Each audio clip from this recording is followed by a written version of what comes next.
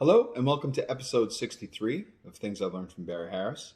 And today I thought we would talk about, continuing this series of creating lines, that we would do some major phrases, because we've been doing basically dominant phrases for D7. So if we're going to stay in that same key, let's say we'll do phrases in G major. So some of the things you should know obviously is the scale up and down, scale in thirds, scale in triads, scale in chords, all the things you're supposed to know for D7, you have to know these for G major or G minor, same thing. So now let's take a few little things that Barry brings up all the time, which is, well, one of them is 5-4-3-2, which I've made a video about previously, but just a refresher, 5-4-3-2 is just kind of these things that he calls out that when you land on this particular note, it triggers something else to happen. So 5 would be, if we're thinking in the key of G major, which would be 5, major 7, tonic, 4-3. So 5 triggered that to happen. Then if we hit 5-4, now 4 is going to trigger something to happen. And the 4 is 2 chromatically to 3. So 2, flat 3, major third. That's 4. 3 would be, still starting on the 5 though. And then we're going to come up a triad from the 5th, which is just a pivot. Instead of saying, we say, so it's a pivot. So it's a major triad from the 5th. Then you got 2, which is just major 7 chromatically to 2. So we got that. Let's think about those for a second. And let's start, let's say, on the tonic. And some of his half-step rules, we'll use the basic rule for a major, which is 1 half step, starting on a tonic, would be 1 half step between 6 and 5. So there's our rule. Now, what's interesting is what he's discussed later on is that half step can really be in a lot of places. And the half step is really not the important thing, but it's the rhythmic placeholder that's more important. So instead of maybe putting it between 6 and 5, maybe we could put it, we could start right away with the tonic and put it between tonic and 7. So since there's no half step between tonic and 7, we're just going to put second, and then we get this, which is a really pretty phrase. Now maybe we'll get to the 6.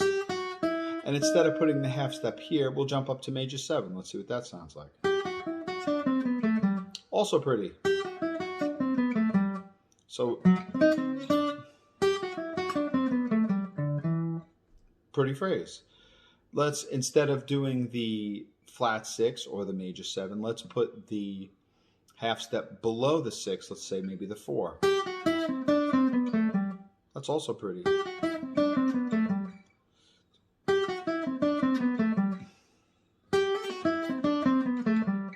Really pretty phrase. That's one thing that you could do. So anytime you get to these 5s or 4 or 3, you can do your 5, 4, 3, or even 2. So let's try using one of those.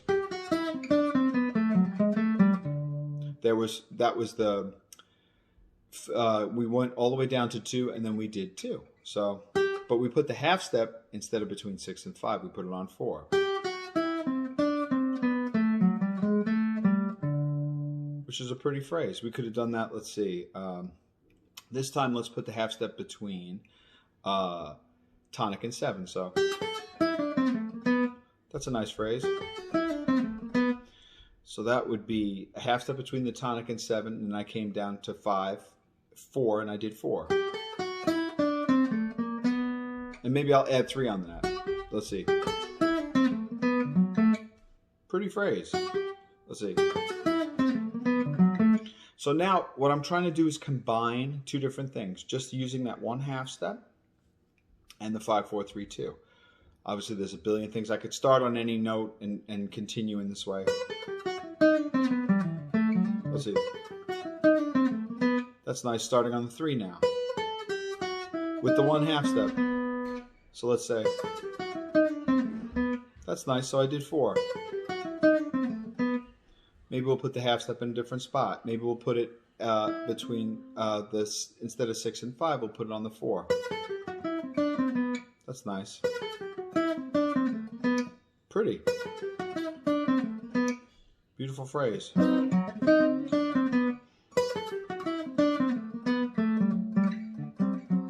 Really pretty phrase. Let's say maybe we'll do well, that's just 5, 4, 3, 2 using also just the 1/2 step rule for 6 and 5. Also, a nice thing to practice is this major, obviously G major arpeggio. And remember, for arpeggio, Barry is referring to it's a triad, but with the bottom note repeated on top. So there's a G major, invert from the 5th, and then down. Those are beautiful. You can also, let's see, we surround those. Sometimes we surround them with, or let's start with, we'll do a half step below each one. So let's do the arpeggios like that.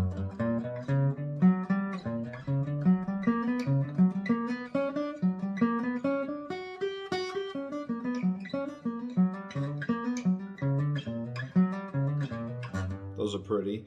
Also a half step above, which is kind of weird.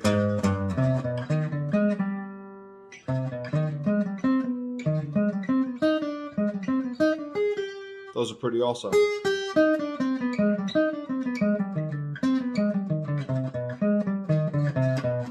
These are all useful when you're soloing.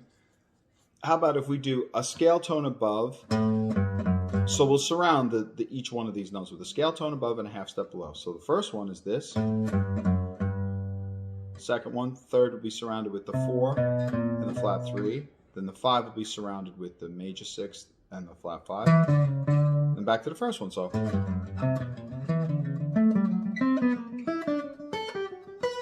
really pretty.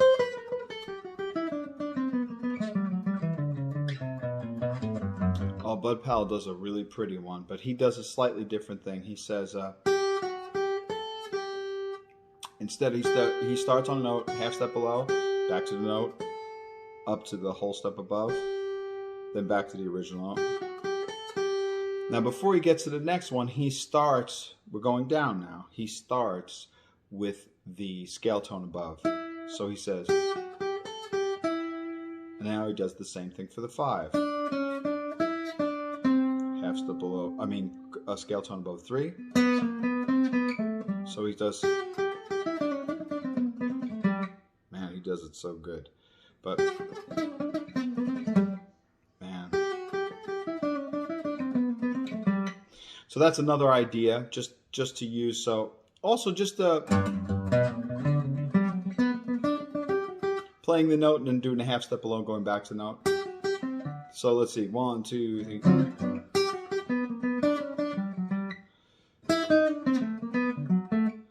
Those are nice. I think Bird She Wrote, somebody pointed out, Bird She Wrote does something like that, which is the same idea as that. So these, I think even Bud Powell does these with like the full 2 notes.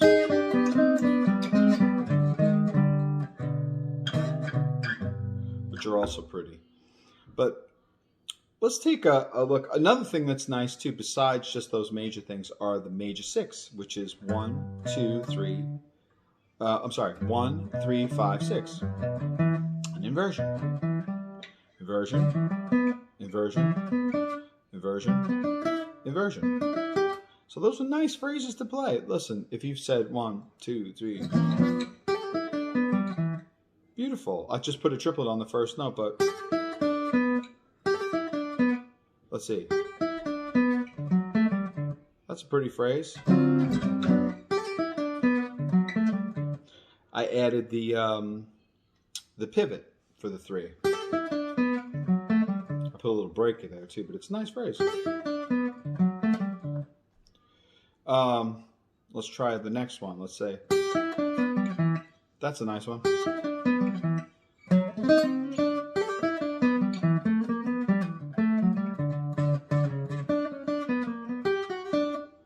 let's see.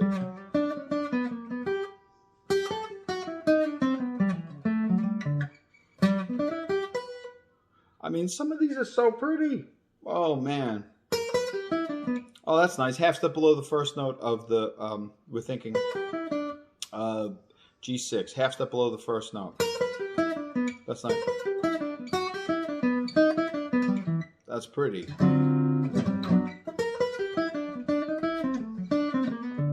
Ooh.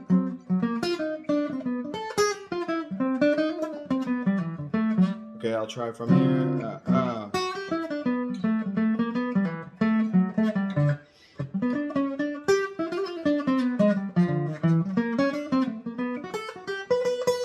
Man, these are pretty.